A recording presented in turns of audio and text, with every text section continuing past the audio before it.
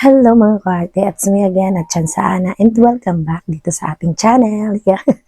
Pabulong-bulong yan, no? Kasi nga yung boses ko, paus. Ang lamig-lamig kasi yung mga kaarte. So January na, tapos na uli ang December. Yan. Pahinga na uli ngayon sa mga service. Lagi nandito sa bahay. Yan, hindi kagaya ng December, malakas talaga. Araw-araw ay may racket, may service. So ngayon ay hindi. Mas marami ang pahinga ngayon. At January nga mga kaarte, grabe ang lamig ngayon. So mas malamig pa ngayon kaysa nung December. At dahil nga malamig, minsan nakakatamad maligo. Kagaya ko, 2 araw na ako din naliligo. So ngayon, kung hindi ako naligo na naman pa 3 araw na. Kaso maliligo na ako dahil Makati na yung aking anit. Hindi ko na kaya. So Makati. Tama-tama nga nakita ko nga ito. Meron pa pala akong hindi nabubuksan na pang treatment. Yung sa Mona Lisa series. Sa Mona Lisa series pa rin ito mga kaarte. So patatlo na to na variant na itatry ko kasi yung una na try ko na yung kanilang nanoprotein at saka itong kay Rosemary. Yan, yung nanoprotein, itapon ko na yung lalagyan mga kaarte kasi wala na laman yun. Ito may laman pa. Yan, kulay green ang laman sa loob. Mabango yung amoy nito mga kaarte. At pareha silang magandang gamitin sa buhok. Pero mas bet ko lang gamitin si Nanoprotein, mas malambot siya sa akin buhok at saka mas makintab yung effect ni Nanoprotein sa akin. Malambot din naman siya pero magkaiba talaga sila, mas bet ko si Nanoprotein ganon.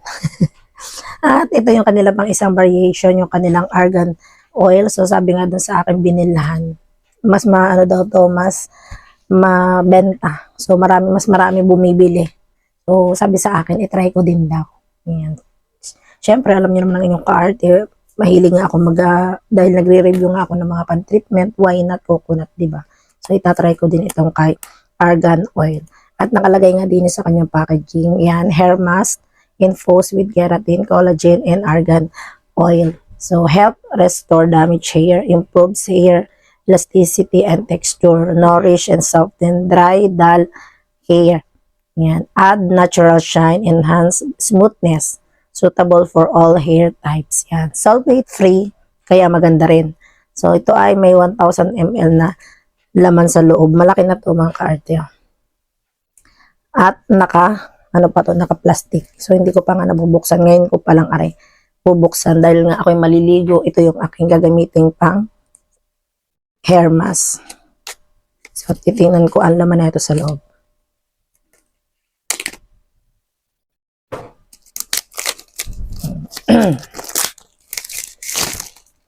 Okay. Yung amoy, ano kayang amoy? O, nakaano pa to? Nakatakip na ganyan, nakasealed, silyado talaga itong pan-treatment na to. So, yung na-try ko din, ganito din. Nakatakip pa rin. Yung color naman ito, mga ka-arte. Ay, ang bango. Mabango din yung amoy niya. Kulay orange. So, si Nanoprotein, ang laman nga pala nun sa loob, kulay puti. Ito naman si Rosemary, kulay green. So, itong kay argan oil, kulay orange. Ayan. Ayan. Kakaiba sila ng kulay. At yung amoy nito, mabango yung amoy niya. Nababangoan ako sa amoy din ito. Itong kay argan oil. So, ang titingnan din natin dito, syempre yung kanyang effect, kung maganda ba sa buhok. Kung nakaka-repair ng mga dry nga. At kung malambot din ba yung kanyang effect sa hair. So, ayun. Wait, sayang naman. Hindi alam ko saan nilalagay. Ang bango nito, para siyang kaamoy ng ano bang amoy nito? Paano ko ba explain yung amoy? So, hindi ko may explain ang amoy. Ang masasabi ko lang ay mabango siya. Hindi masakit sa ilong yung kanyang amoy. Yan, para sa akin ay mabango. Ngayon, syempre, dahil 2 days na hindi ako nakakapagbasa ng aking buhok. So, kailangan ko mag-shampoo bago ko ilagay itong pan-treatment. Before nga ako mag-shampoo mga ka-artist. So, ito yung aking buhok ngayon. Yan, niriban nga ako ng December. Kaso nga, yun, nadadry siya kasi gawa ng panahon din. Sobrang malamig. At yun nga, ilang araw na ako walang basa-basa ng buhok. Kaya nagbubuhol-buhol na rin. Ang dry niyang hawakan, matigas. Hawakan yung aking buhok ngayon. So, ayan. Pero tuwid naman. Tingnan natin pagka nagamit ko na itong kay Argan oil. Yan o. Kita niyan. Ang tigas. Diyos ko, kumahawakan niyo lang itong mga ka-Argan. Ang tigas na aking buhok ngayon. Sige, magsha-shampoo na ako. Bago ko i-apply rin Argan oil. Ayan mga ka-arte, nakapag-shampoo na ako ng aking buhok. Talagang, alam niyo yun, inano ko yung scalp ko. Grabe ang kati.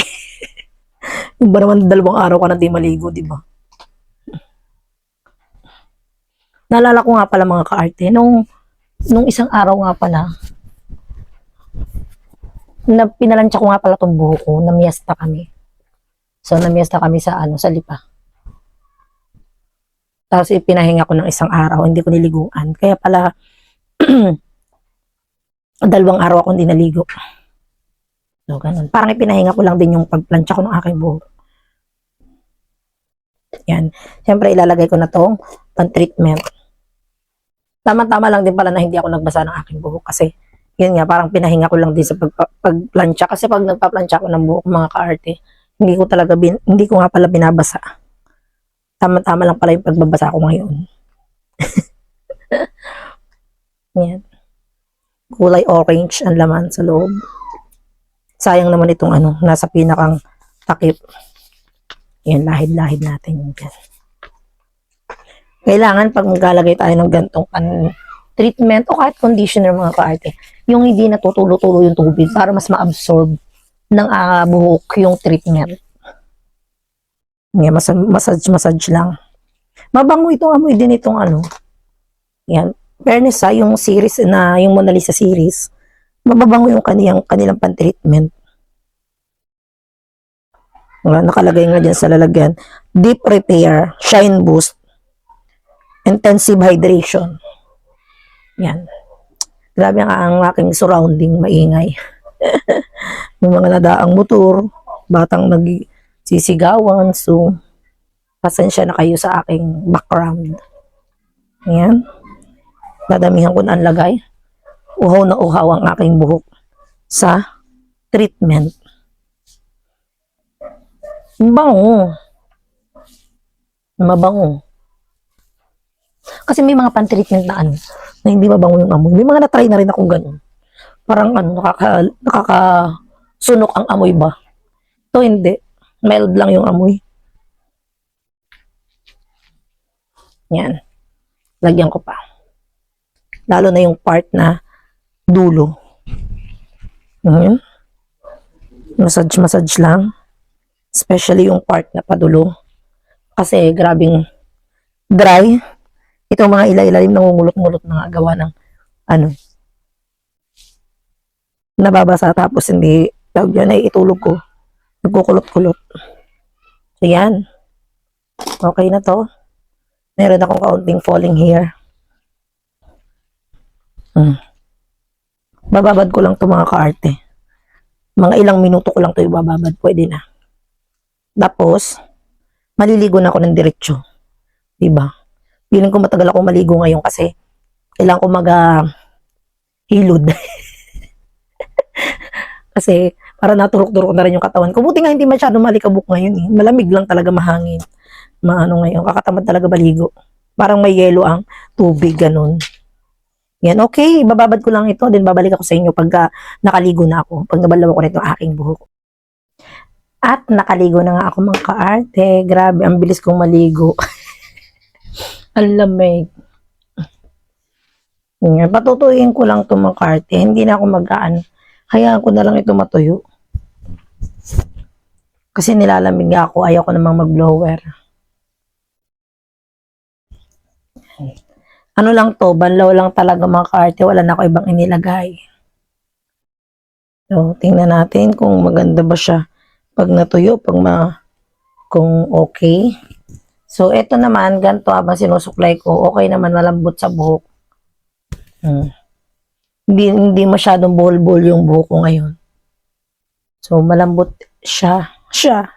Malambot sa buhok.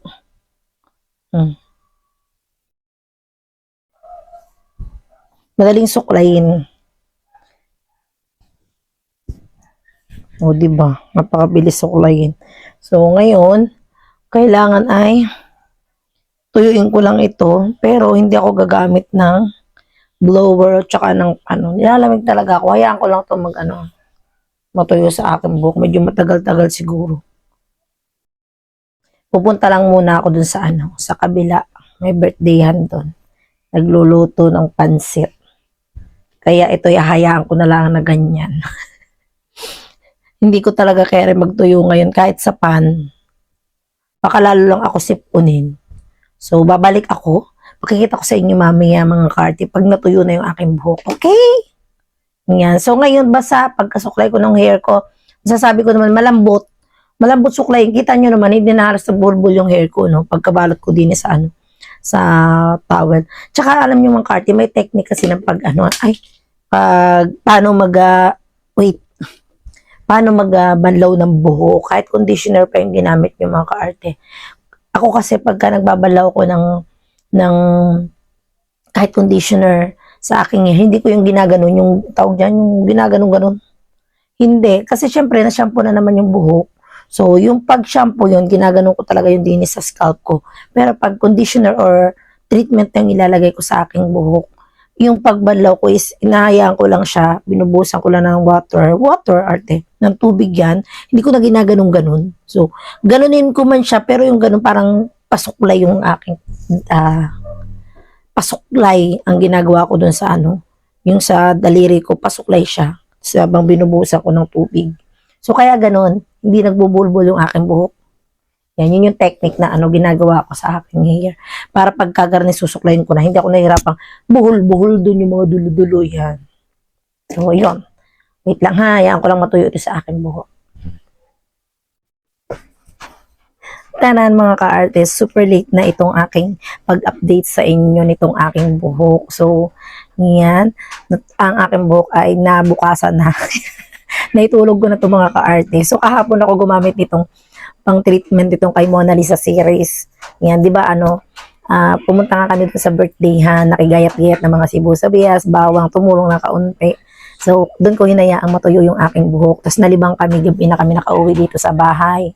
Malapit lang naman dyan laang, pero nalibang kami doon, nagkanta-kanta na kaunti. Hinayaan kong matuyo na yung aking buhok. Tapos tinamad na nga akong mag-video nung gabi.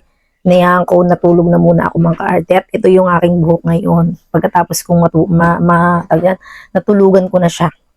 Pero nakakatawa mga ka-arte. Kahit na itulog ko na itong buhok ko, yan ang lambot, malambot hawakan, and madulas pa rin. So, masasabi ko maganda itong kay argan oil ng kay Mona Lisa hair mask na may argan oil. Yan, madulas sa buhok siya. Para lang nagbuhagag yung hair ko kasi itong mga padulong. Kasi nga yung pagtulog ko, syempre basta-basta na. Pero konting suklay-suklay lang yan. Kasi maganda nga madulas sa buhok itong hair mask ng Mona Lisa. So, ito patatlo ko na. Ayan, nakatatlo na nga ako dahil Mona Lisa series nga. Tinry ko nga lahat hindi pa pala lahat yung variation. Nakatatlo pa lang ako mga ka-arte. Yung isa yung mayroong nanoprotein. Yung may nanoprotein, ubos na. Itapon ko na yung lalagyan. So, ito may laman pa itong konti. Yung kay Rosemary. Tsaka ito yung bago yung ginamit ko na pang hair mask itong kay argan oil. So, masasabi ko nga dito mga ka-arte, malambot siya sa buhok, madulas, nakakatuwa kasi kahit nagbagdabag na siya dyan, nagpalikot-likot na yung ulo ko. Kakatuwa pa rin, masarap pa rin hawakan yung aking buhok.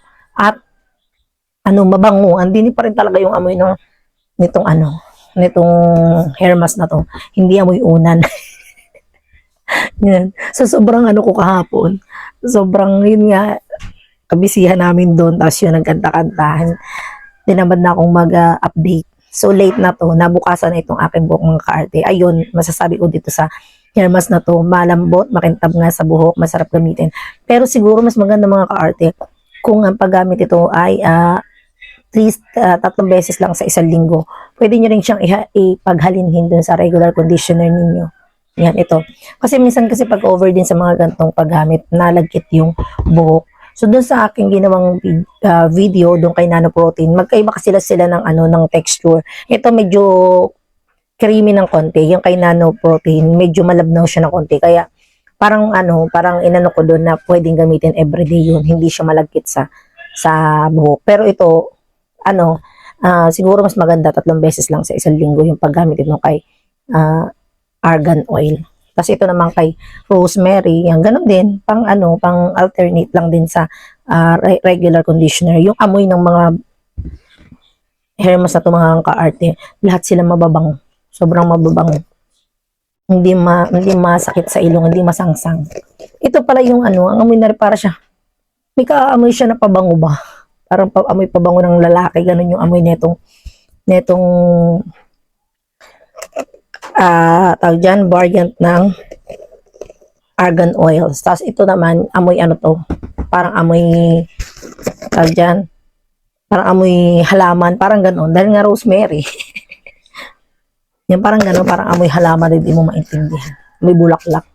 Yan. So, ayun, okay naman para sa akin. Okay din, maganda rin itong gamitin, yung argan oil ng Mona Lisa. Yan, malambot, makintab, at makakatipid din kayo mga karte kasi malaki na nga. 1,000 ml yung laman sa loob at hindi tinipid, talagang punong-puno ito. Yan. So, kung gusto nyo i-try, pwede nyo i-try itong kay Mona Lisa series. Yan. Para sa akin, okay naman sa aking buhok, malambot, makintab. Sa aking hair, kahit naitulog ko na yung buhok ko. At hanggang dito na lang ulit mga ka-arte. Don't forget, kung hindi pa kayo nakasubscribe dito sa aking channel, please subscribe and i-click nyo na rin ang notification bell para updated pa kayo sa mga videos na aking i-upload. At hanggang dito na lang. Thank you for watching. Bye-bye!